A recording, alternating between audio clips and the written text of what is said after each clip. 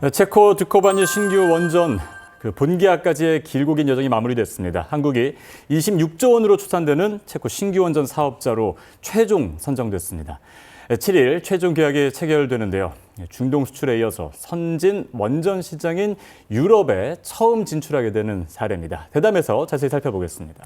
한미 2+2 통상협의에 이어서 실무진 기술협의가 시작됐습니다. 이런 가운데 존 펠런 미 해군성 장관이 국내 조선업체를 방문했는데요.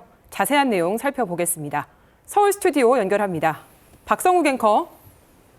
네, 대담 이어가겠습니다. 트럼프 대통령이 지목했던 조선협력이 관세 협상의 열쇠가 될 전망입니다. 안보와 통상 현안 배종찬 인사이트K 연구소장과 이야기 나눠보겠습니다.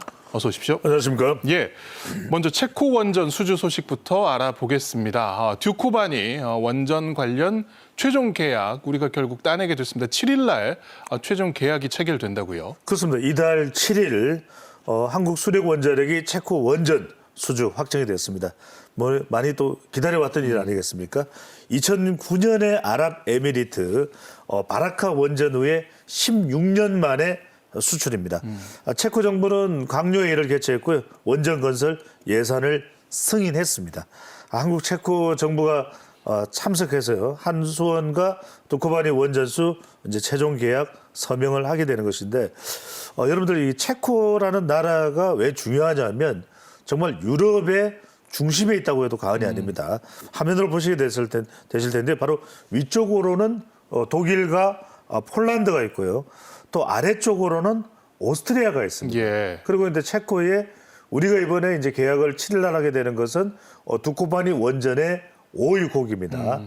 그다음에 지금 왼쪽에 보시는 테멀린 원전이 3, 4호기니까 3, 4호기가 먼저 아니야? 이렇게 생각하실 텐데 테멀린 원전의 3, 4호기입니다. 그래서 저것도 이제 우리가 사실상 수의 계약이 수주됐다고 봐도 과언은 아닐 텐데요. 두코바니 원전은 26조 원 계약 규모로 추산이 되고 있습니다. 그리고 앞서 말씀드렸던 테멀린 원전의 3, 4호기 건설 계획도 이제 확정이 됐기 때문에 왜 이러냐면은 두코바니 원전의 계약자가 테멀린 원전의 우선 협상권을 확보하게 되는 겁니다. 그렇게 되어 있습니다. 내용이.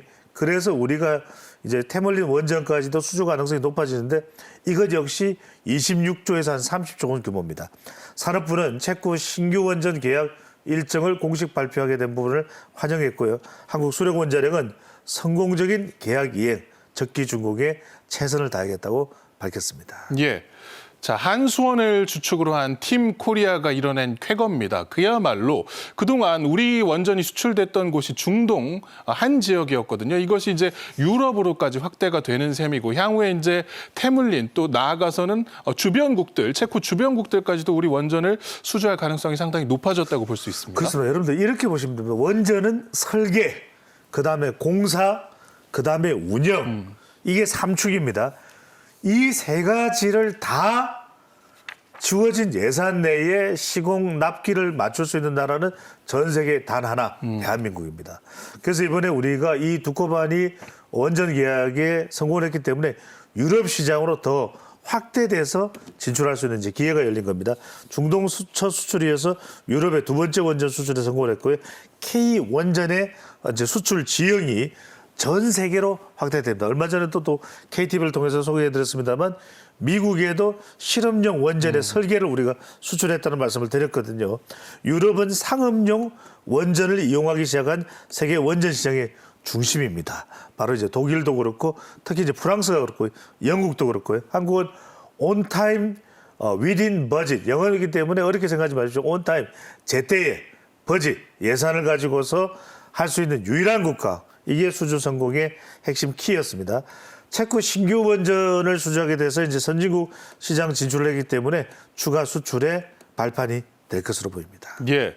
이 수주에 따른 경제 효과도 상당히 기대해 볼 만한 것이 일단은 직접 계약 금액이 한 26조 원 정도 되고 또 이에 따라서 향후 장기간 운영을 해야 되기 때문에 관련 산업들 생산이 확대될 것으로 보입니다. 결국 우리가 기대하는 낙수 효과까지 있을 것으로 보입니다. 그렇죠. 제가 말씀드렸던 3축 설계와 시공을 묶어서 이 예산만큼 운영과 또 추후에 이 수리 이런 AS에도 그만큼의 비용이 들어갑니다. 그러니까 이번에 26조라는 이야기는 플러스 26조 이렇게 생각하시면 됩니다. 체코 원전 최종 계약은 원전 운영, 유지, 보수 등도 협상을 하게 됩니다. 협상을 뭐 하나마나 거의 이제 하게 될 가능성은 없습니다. 단정해서 말씀드릴 수는 없습니다만 대체로 그렇게 운영이 될 수밖에 없는 구조입니다.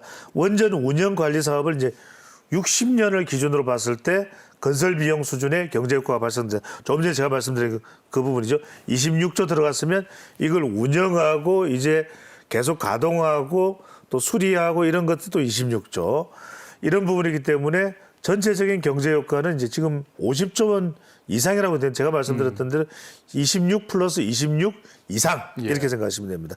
체코 원전은 60년 운영 수익이 포함되어 있는데 이 규모가 소나타를 170만 대 수출하는 효과와 맞먹는 것입니다. 예. 자, 이제 7일 날 도장을 찍을 일만 남았습니다. 그야말로 좀 어떻게 보면 쉽게 되지 않았나 생각할 수도 있지만 사실은 물밑에서 치열한 수주전과 난관이 있었습니다. 일단은 경쟁자들, 미국의 웨스팅하우스와는 지적재산권 문제가 있었고 그리고 프랑스 EDF와는 또 행정적으로 여러 문제가 있었어요. 그렇죠. 여러분들 뭐든지는 난관이 있어야 됩니다. 드라마는요. 난관 이후에 산 넘고 물 건너 바다 건너 이뤄내는 것이거든요. 한송과 웨스팅하우스가 지난 1월에 우리 박앵커 말씀대로 지적재산권 이제 분쟁이 있다가 합의가 됐습니다. 2년 분쟁에 종지부를 찍었고 한미 원전 앞으로 협력이 더 강화됩니다. 앞으로 진출하는 데 있어서는 웨스팅하우스와 더 협력을 하게 되는 거죠. 그 구체적인 내용은 뭐 공개할 수 없는 부분입니다만 또 프랑스의 전력공사 EDF 전 세계 원전의 강자는 프랑스, 한국 또 건설할 수 있는 것까지 포함해서는 중국입니다. 근데 중국은 요즘에 잘 포함이 안 되죠. 근데 프랑스 전력공사 EDF가 우선 협상자 선정에 대해서 이의를 제기합니다. 이렇게 뭐 유럽 관련 법들이 있겠죠. 시비를 건 거죠. 근데 체코에서는 인정 못해 이렇게 돼가서 본 계약의 보류 조치가 해제가 된 겁니다. 세계 무대에서 한전 원전의 기술력을 한국 원전의 기술력을 입증한 것인데 10여 년 밀려있던 원전 건설이 이제는 유럽에서도 왜냐하면 안전 원전이 됐거든요. 이제는요. 그래서 SMR이라든지 다양한 형태가 미국, 유럽, 심지어는 중동 또 아프리카까지 계속 이어질 수 있기 때문에 우리로서는 상당히 앞으로 이 부분이 더 확산될 것으로 보입니다. 예.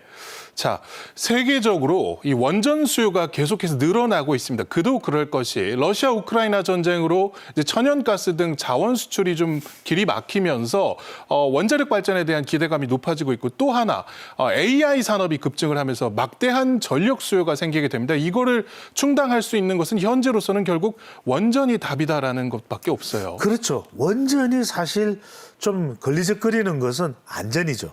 바로 이 우레니움, 이 우라늄에 의한 이 여러분들 폭발에 의한 사고에 의한 체르노빌을 연상하게 되는데 이 부분이 획기적으로 완전히 마련이 된 겁니다. 그러다 보니까 이제 이 원전에 대한 수요가 폭발할 수 있다, 폭발적으로 늘어날 수 있다 이런 얘기가 나오는 것인데 특히 이제 AI 반도체 등 이 데이터 센터가 상당히 많은 전력, 적게는 4배에서 많게는 10배 이야기합니다. 게다가 이제 우리 원전의 위상이 높아지다 보니까 한국 수력 원자력은 방금 전에도 말씀드렸죠.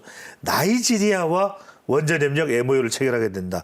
나이지리아가 그러면은 지금 아프리카에서 정말 급속도로 성장을 하고 있는 국가입니다. 그러다 보니까 우리가 기술 협력 또 인력 양성. 대한민국이 잘하는 게 인력 양성, 기술 협력이 또 우리가 정말 전 세계적입니다. 중동 유럽에 의해서 아프리카 진출에 교두보가 마련이 됐고요.